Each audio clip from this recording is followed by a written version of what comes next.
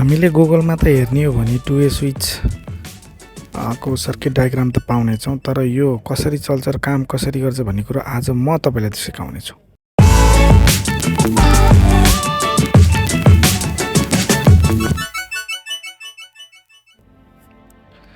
अब हेर्नुहोस् 2A स्विचको चाहिँ गुगलमा टन्नै फोटोहरू पाइन्छ। त्यो मध्ये एउटा कुनै पनि एउटा फोटोलाई म सिलेक्ट गरेर त्यसको बारेमा चाहिँ म तपाईँलाई देखाउने छु।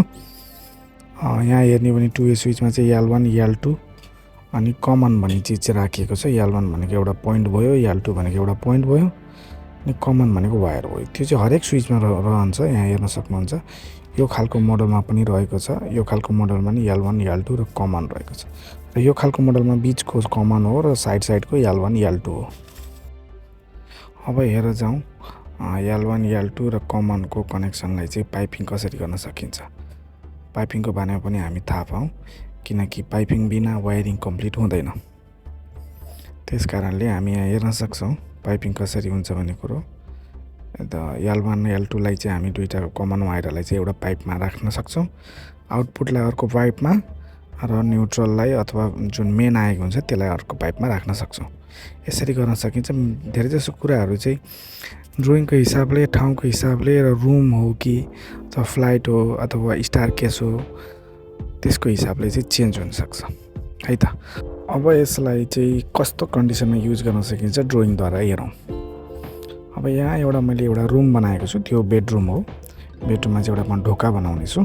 यो चाहिँ ढोका हो। ढोकामा चाहिँ हामीले स्विच राख्छ। हाम्रो ढोकामा स्विच हुन्छ। अनि एउटा बेड म बनाउने छु। यहाँनिर एउटा बेड रहेको छ। अनि जब बेडमा चाहिँ पिलो दुईटा भयो अनि बेडमा एउटा ढोकाको छेउमा एउटा स्विच बनाउने छु, 2A स्विच, अनि बेडको नजिक 2A स्विच एउटा बनाउने छु। ठिक छ, यो लाइट भइहाल्यो। अनि यो लाइट भइहाल्यो। अब यसलाई चाहिँ कसरी कनेक्सन गर्ने भन्दाखेरि मेन यताबाट आउनेछ इन्कमिङ, र यो dot dot dot dot dot भनेको चाहिँ 2A स्विचको जुन YAL1 YAL2 जुन वायर हुन्छ त्यो जाने ठाउँ। अनि त्यसपछि रहेको छ लाइटलाई सिस्टम। यसरी चाहिँ ड्रइङ भएको हुन्छ। आउटपुट हो यो लाइटको। अब यो ड्रइङलाई चाहिँ हामी साँच्चै नै अब प्र्याक्टिकल्ली नै गरेर हेरौँ है त कसरी काम गर्छ। अब प्र्याक्टिकल्ली भन्साथ प्र्याक्टिकलमा गएर होइन, यो एउटा प्र्याक्टिकल मेसिनद्वारा हामी गएर हेर्न सक्छौँ है त। अब यहाँ हेर्नुहोस्, यहाँ मेरो चाहिँ अब प्र्याक्टिकल ड्रइङ चाहिँ इमुलेटरद्वारा बनाउन गइरहेको छु। यहाँ एउटा हाम्रो 2A स्विच जुन चाहिँ पहिलो थोक्रो चाहिँ YAL1 YAL2 रहेको छ। अनि माथिल्लो हाम्रो हेर्न सकिन्छ जुन लास्टको चौलो चाहिँ कमन हो है। अनि यो YAL1 YAL2 चाहिँ यहाँ रहेको छ। अब त्यसमा चाहिँ अर्को एउटा फेरि 2A स्विच म लिएर आउनेछु र यसलाई चाहिँ यसको चाहिँ युज गर्न सजिलो हुन्छ भनेर यसलाई म रोटेट गर्नेछु यो अर्को 2A स्विचलाई, किनकि YAL1 YAL1 अनि YAL2 YAL2 हामीलाई कनेक्सन गर्न सजिलो हुन्छ भनेर। अब YAL1 YAL2 म अब यसलाई रोटेट गर्न कोसिस गरिरहेको छु।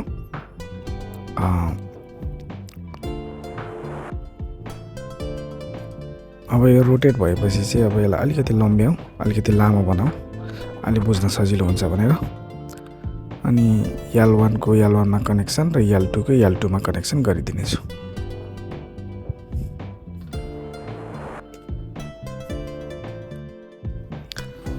अब म एउटा पावर सोर्स दिँदैछु। अब इलेक्ट्रिकल वायरिङमा चाहिँ न्युट्रल फेज आउँछ भने एउटा ब्याट्रीवाला चाहिँ म अपरेट गर्नेछु यसलाई। यहाँ हेर्ने हो भने एउटा हाम्रो यहाँ मैले मेन वायर चाहिँ कमनमा दिएँ र दुईटा चाहिँ YAL1 र YAL2 लाई कनेक्सन गरिदिएँ जसरी ड्रइङमा कनेक्सन गरिएको थियो। त्यसपछि आउटपुट म लिएर जानेछु। त्योभन्दा पहिला एउटा LED लाइट मैले लिएको छु जुन चाहिँ हाम्रो घरमा पनि लाइट लगाइन्छ र त्यसको आउटपुटको वायरलाई चाहिँ न्युट्रलसँग कनेक्ट गरिदिएँ। अब हेर्नुहोस्, म यहाँ चाहिँ अब स्विच अन अफ गर्न जाँदैछु, अपरेट गर्न जाँदैछु। यसको लागि म यसलाई टच गर्नेछु। अब पहिलो स्विच मैले टच गर्दाखेरि लाइट जल्यो, फेरि अर्को स्विचमा टच गर्नेछु। स्विच पनि टच गर्दाखेरि जल्यो, यहाँ तपाईँले देख्न सक्नुहुन्छ।